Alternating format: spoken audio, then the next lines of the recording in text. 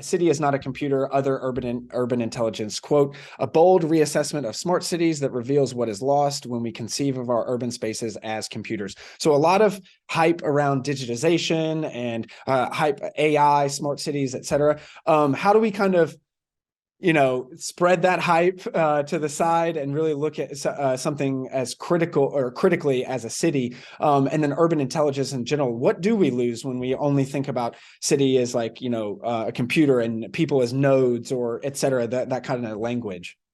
Well, all the things that do not compute, all the things that kind of resist stratification, all of the communities who have legacies of being misrepresented and targeted in rather deleterious ways by based systems, marginalized communities who have either been underrepresented in data sets or overrepresented to the point that they're kind of treated poorly by computer-based systems in different social institutions. So these are the types of things that are lost, that fall between the cracks. We also lose an understanding of like myriad epistemologies, different ways of knowing, community-based knowledges, things that are actually embodied knowledges, ways of knowing and ways of being that are passed through generations within kind of ethnic communities, for instance, diasporic communities. Not all of these things to be digitized, in part because of these negative side effects of overrepresentation in certain kind of pernicious databases throughout history that don't really lend themselves to kind of algorithmic modeling and management. So these are among the various things that are lost when we want to fit everything into